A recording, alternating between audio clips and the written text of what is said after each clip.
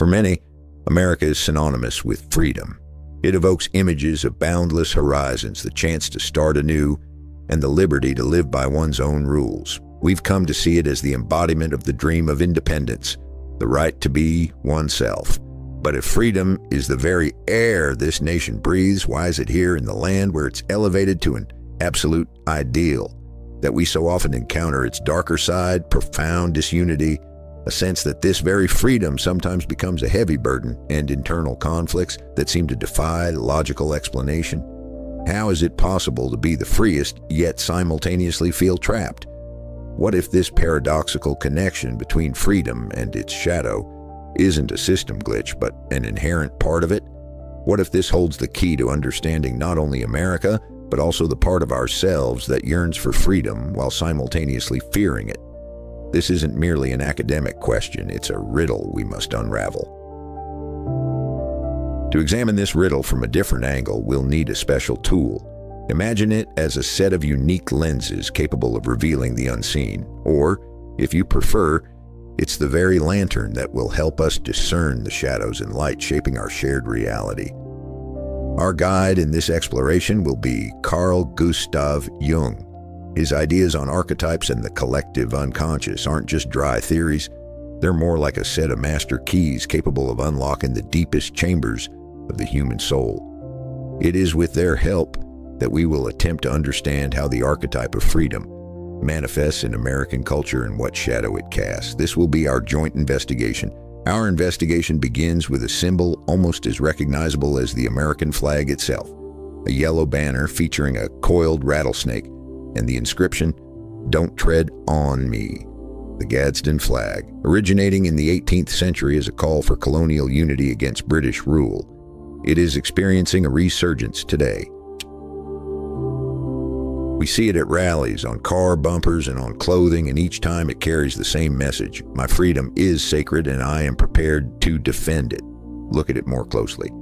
What lies behind this seemingly simple phrase? It's not merely a declaration of independence, it's the quintessence of American individualism. The idea that each person is a sovereign territory, inviolable and self-sufficient. It represents the right to personal space, self-determination, and freedom from any external interference. This symbol embodies the very dream of boundless horizons we discussed. It promises strength, autonomy, and steadfastness. But let's be honest, when we see this flag, does it often wave in an atmosphere of universal agreement and harmony? Or conversely, does it become a banner in battles that divide society? We see it at protests against government restrictions, at demonstrations for gun rights, and during moments when people feel their freedom is under threat. And here lies the paradox. This symbol, intended to unite, often becomes a symbol of profound disagreement. It expresses freedom, yet often clashes with someone else's freedom or safety. Common explanations: it's just politics, they're asserting their rights, it's historical tradition, seem insufficient. Yes, these are all true, but they don't answer the core question. Why does this specific phrase, this image, evoke such a powerful, almost instinctive reaction? Why does the readiness to not tread so often turn into a readiness to fight, even if it means division within one's own society? Why does the pursuit of personal freedom taken to its absolute extreme so often lead to a sense of disunity and at times open confrontation? Standard explanations merely scratch the surface, failing to address the deep currents that shape this remarkable nation. Perhaps the key to understanding lies much deeper, within the invisible forces that drive us at a subconscious level. To begin unraveling this enigma and understand why the pursuit of personal freedom so often leads to conflict, let's momentarily step away from grand symbols and consider a simple situation from our daily lives. Imagine a person who vehemently defends their independence. They loudly declare, "No one has the right to tell me what to do. My freedom is sacred and I decide how to live." They might be a fierce opponent of any rules, restrictions, or taxes that, in their view, infringe upon their rights. They are convinced that anyone attempting to control them or impose their will is an enemy of freedom. They fight for their right to be absolutely free, unconstrained by any boundaries. Yet here's the paradox. This very person who so fervently defends their personal autonomy might be the first to object when a neighbor decides to build something that, in their opinion, spoils the view or diminishes their property value. they suddenly start demanding rules for someone to restore order or to restrict the neighbor's freedom.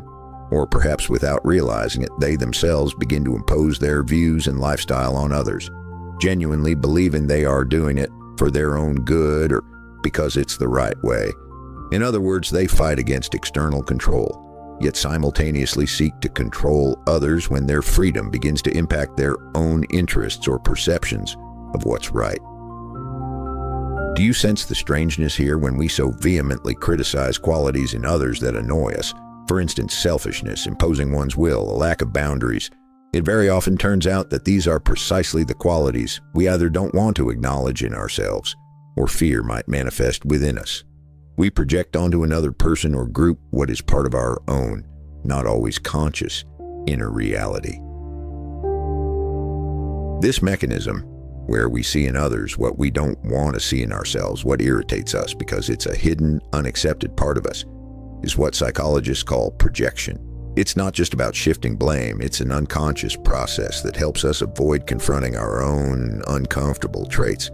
Projection then might be the invisible engine that causes the American symbol of freedom, the Gadsden flag, to be not only a sign of unity but also a banner of deep division. What if behind this fierce "don't tread on me" lies not only a desire to protect one's freedom, but also an unconscious fear of one's own capacity to tread, to impose, to control?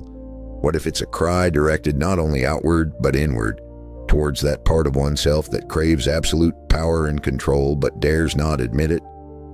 Now let's return to our enigmatic artifact, the Gadsden flag. With this new key in hand, what do we see? Recall our acquaintance who fiercely defended their independence but immediately became indignant when a neighbor's freedom impacted their interests. Something very similar is happening here, but on the scale of an entire nation. The Gadsden flag, with its uncompromising "don't tread on me," is not merely a declaration of independence. It's a powerful cry that, upon closer inspection, is directed not only outward, towards potential oppressors, but also inward. It is projection. What if behind this fierce demand for complete freedom lies not only a desire to protect one's boundaries, but also a deep, unconscious fear of one's own capacity to tread? A fear of that part of oneself which, given absolute freedom, might become uncontrolled and begin to impose its will on others. When a nation or an individual so desperately fights against external control, it often indicates something more profound. It might be a struggle with the shadow, that unacknowledged part of oneself that craves precisely what it so actively protests against. In America's case, this could be the shadow of the freedom archetype, its dark side manifesting as a drive for total control, for absolute dominion over situations, over other people, over everything perceived as wrong or threatening. The paradox is that this shadow goes unrecognized and is therefore projected onto others, onto the government, onto wrong neighbors, onto outsiders who supposedly want to tread on someone's freedom. And here we see how this mechanism of projection divides American society. People genuinely convinced they are fighting for their freedom may not realize how they themselves become a source of control for others. Those who fiercely advocate for gun rights may simultaneously demand strict restrictions on abortion. Those who resist being told how to conduct their business might insist that schools teach correct values. This isn't hypocrisy in its pure form. It's an unconscious psychological dynamic. We fight against what we don't want to see in ourselves, and we project it onto the external world, onto those who become the enemy of our freedom.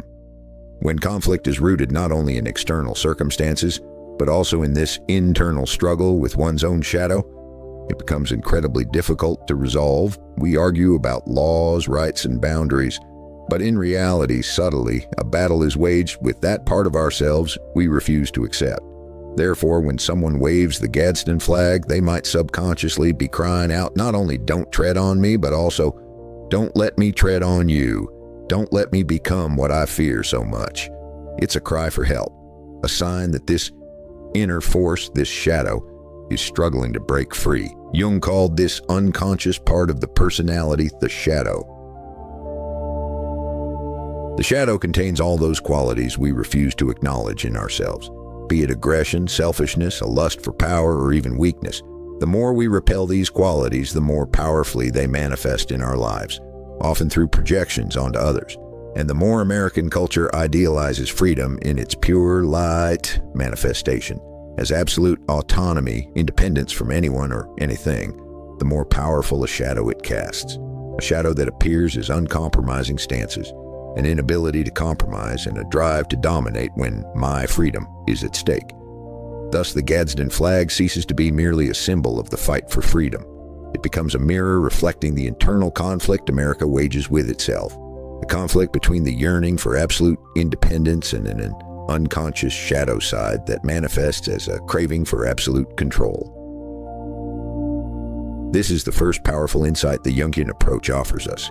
Many of the tensions and divisions we see on the surface are not merely political disagreements. They are manifestations of invisible, deep-seated processes in which the nation struggles with its own shadow. This is why we see a country that elevates freedom to an absolute ideal so often suffer from profound internal conflicts and disunity. It's not a system failure, it's an inevitable consequence of its bright side, the pursuit of freedom, failing to acknowledge and integrate its shadow. And until this shadow is recognized, until the nation sees in the mirror of the Gadsden flag not only an external enemy but an internal struggle, these conflicts will persist, taking on new and ever-changing forms. We begin to understand that the paradox of American freedom is primarily a paradox of internal freedom, where light and shadow intertwine, creating a complex, at times agonizing reality.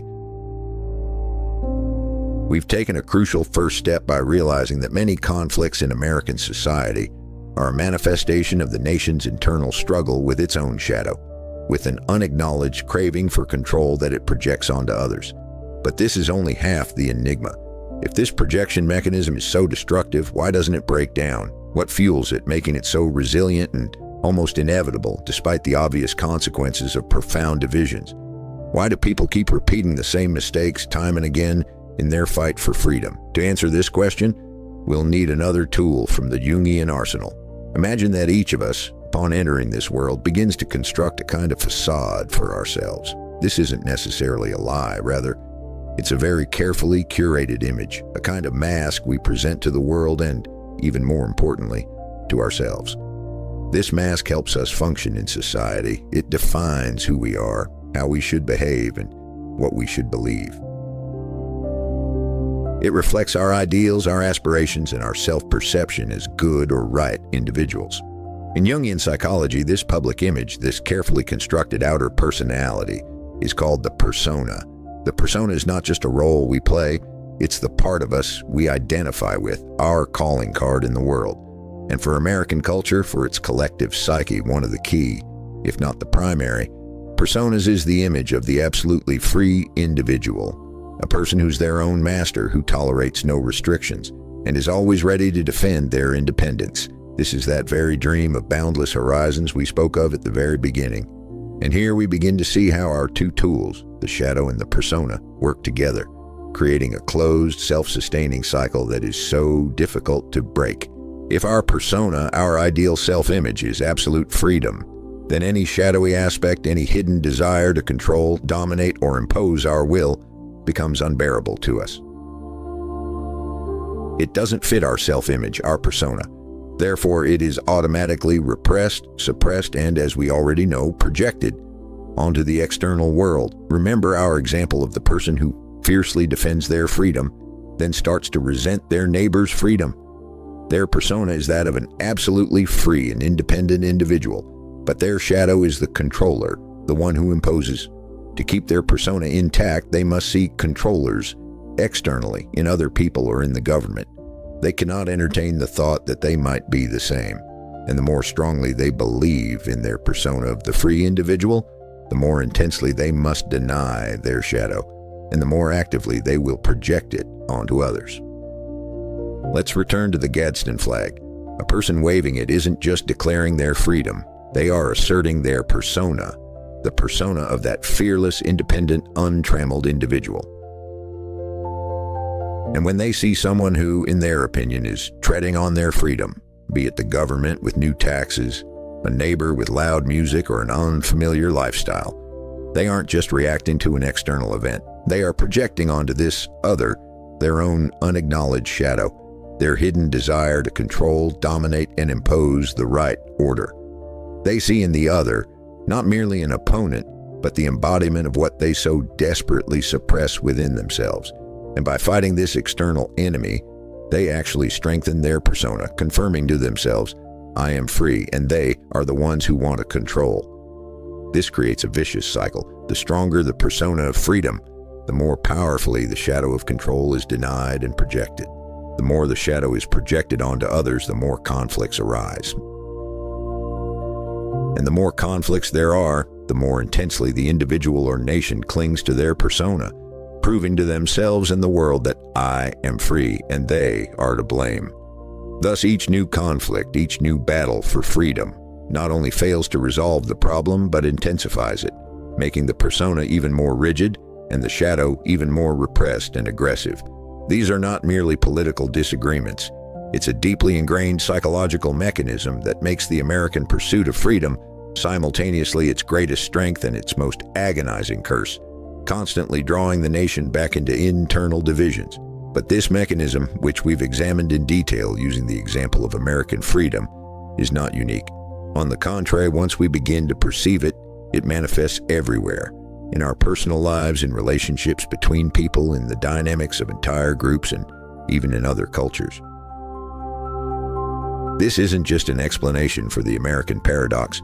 It's a universal key to understanding the human psyche, explaining why we so often find ourselves trapped in the same conflicts. Imagine we've gained not just glasses, but a kind of X-ray vision, allowing us to see the invisible psychological forces that drive us.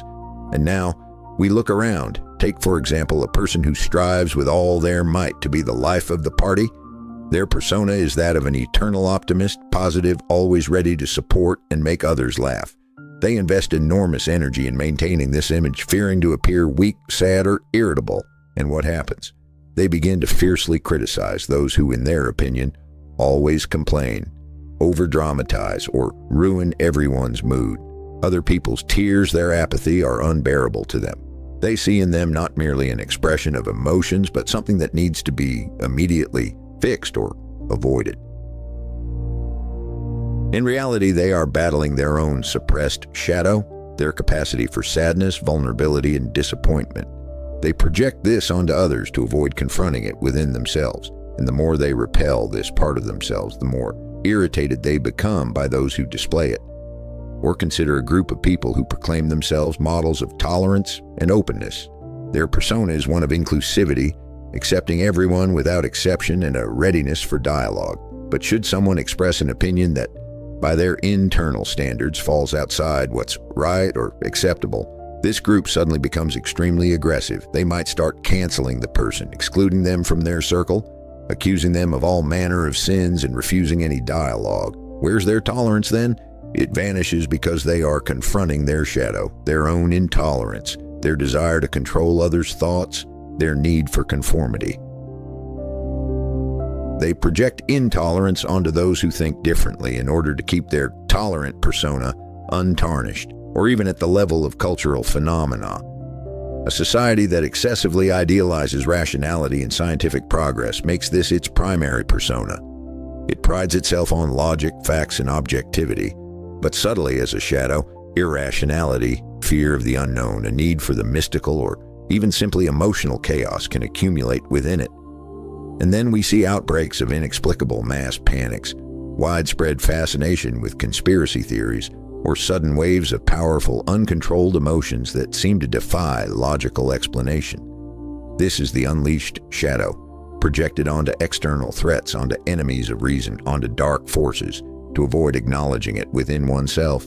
In each of these examples, whether an individual, a social group, or an entire society, the same underlying logic is at work. The more strongly we identify with a particular, often idealized persona, the more powerfully we repress into the shadow all qualities that contradict this persona. And the more intensely we repress, the more actively we project these undesirable qualities onto others, seeing them as enemies, sources of problems, the very evil that must be fought. This dynamic creates a closed loop. Fighting external enemies only strengthens our persona, making it even more rigid and the shadow even more aggressive and repressed. We've uncovered not just a specific explanation for the American paradox.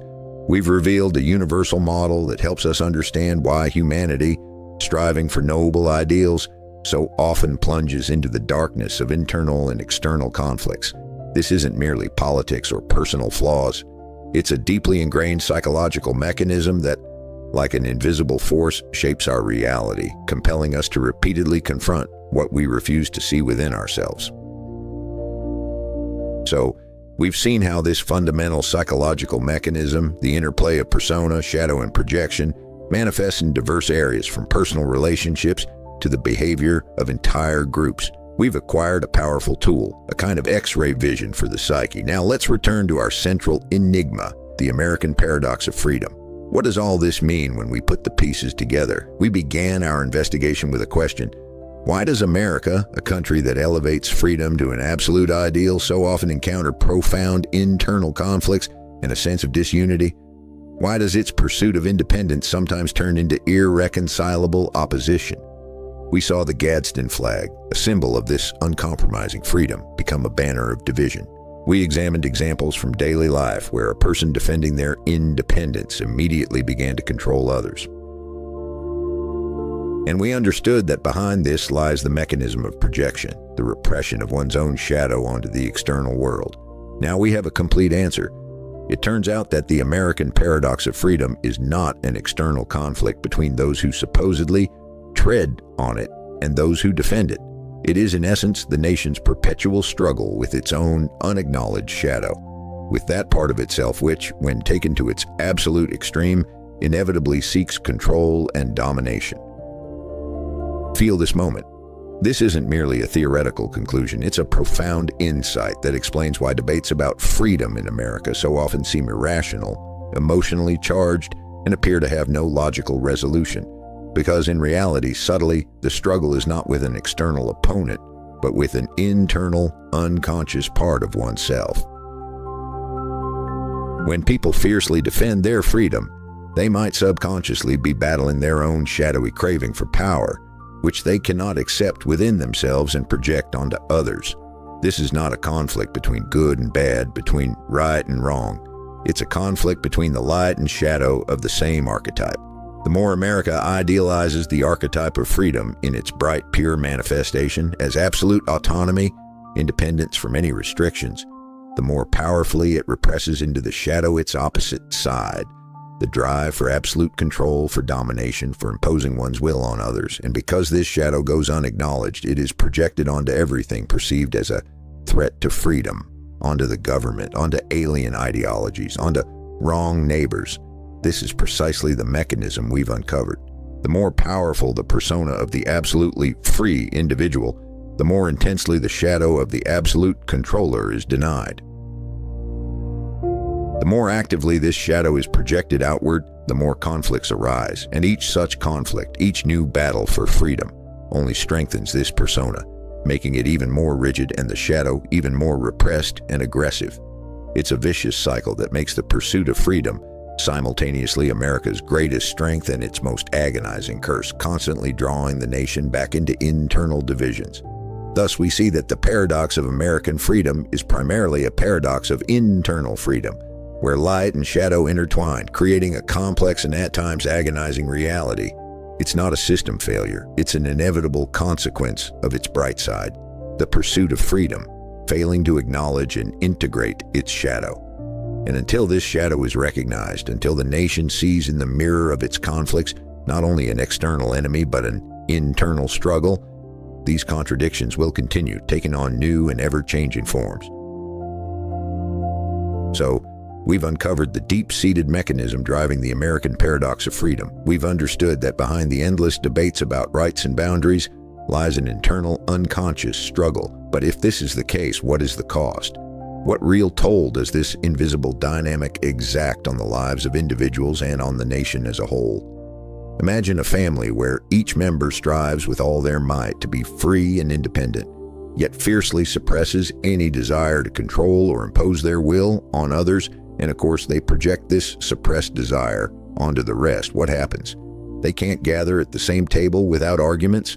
Every decision, from choosing a movie to planning a vacation, turns into a battleground where each person fights for their freedom and accuses the other of suppression. In such a family, there is no room for trust, no genuine dialogue. There is only endless defense and attack. They live under one roof, yet each feels under siege, in profound loneliness. This is precisely what is happening in America, but on the scale of an entire nation. The cost of this unconscious struggle is immense. We see bonds breaking between neighbors, friends, and even within families. Discussions about the simplest issues, from school curricula to traffic laws, become occasions for fierce ideological battles. People once united by shared values now see in each other the embodiment of the very shadow they refuse to acknowledge within themselves. Those who proclaim themselves defenders of free speech may immediately demand the cancellation of those whose words they dislike, and those who fight for justice may display astonishing intolerance towards dissenting opinions. This is not pure hypocrisy. It is the tragedy of projection. As a result, a nation that once inspired the world with its capacity for innovation and collective effort now often finds itself at an impasse. Crucial issues from healthcare and education to infrastructure and climate change remain unresolved, drowning in endless disputes. Energy that could be directed towards creation and development is instead spent on internal confrontation, on battling phantoms created by its own shadow. People grow weary, disillusioned, losing faith in the very possibility of reaching an agreement.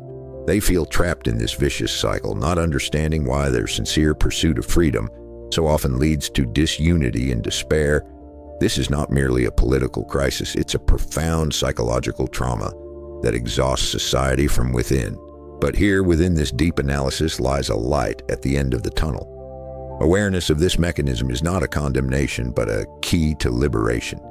Imagine that person from our analogy, who fiercely fought with their neighbor, suddenly realizing, wait, I myself strive to control. I'm fighting not only him, but also this part of myself. What would change? They wouldn't become perfect, but they would gain a choice. They could stop projecting, cease seeing the neighbor as an enemy, and start seeing a person with whom dialogue is possible. They could begin to integrate their shadow, acknowledge the desire to control within themselves, but learn to manage it instead of being its slave. The same applies to a nation. If America can see in the mirror of its conflicts not only an external enemy, but an internal struggle with its own shadow, with an unacknowledged drive for control, then the path to true freedom will open. This doesn't mean abandoning the ideals of independence. On the contrary, it will allow an understanding that true freedom is not the absence of boundaries, but the ability to consciously manage one's internal impulses, including those we've accustomed ourselves to suppressing. This will enable it to stop expending colossal energy on a meaningless struggle with projections and instead direct it towards real creation, towards finding compromises, towards restoring trust. It will provide an opportunity to see in the other not a threat, but a mirror reflecting a part of ourselves. And then perhaps the Gadsden flag, with its fierce "don't tread on me," can become not only a symbol of defense, but also a call for self-knowledge, integration, and genuine, mature dialogue. We began our journey with a question hanging in the air. How can America, this dazzling land of freedom, simultaneously be so divided? We delved deep, armed with Jungian tools, and now that all the puzzle pieces are assembled, the picture becomes unsettlingly clear. What seemed to us like system glitches, endless disputes, irreconcilable confrontations, a sense of total disunity, has actually turned out to be its very essence. The paradox of American freedom is not a flaw in its code, but an inherent part of its DNA. It's the inevitable consequence of its brightest light, the archetype of freedom taken to its absolute extreme, casting an equally powerful unacknowledged shadow, the shadow of control, domination, and imposing one's will. And this shadow, repressed and unconscious, is constantly projected onto the external world, onto those perceived as a threat. We've seen this dynamic play out on the American stage, but let's not be mistaken, this is not a unique phenomenon. America has served as a powerful magnifying glass for us, through which we've examined a universal mechanism of the human psyche. This cycle, the creation of an idealized persona, the repression of a contradictory shadow, and the subsequent projection of that shadow onto others operates within each of us, in our personal relationships, in our families, in any group we belong to, and in any culture. That's why, if this logic holds true, an inevitable question arises, directed not at the nation but at each of us. What is our own shadow, that which we so fiercely refuse to acknowledge within ourselves, that we fear to see in the mirror? What quality that so irritates or frightens us in others is actually our own unaccepted, repressed part? Understanding this is not a condemnation but a key to breaking the vicious cycle of endless conflicts, a key to genuine freedom, which begins not with fighting external enemies, but with a courageous look inward. For only by acknowledging our shadow can we become truly whole and, perhaps for the first time, truly free.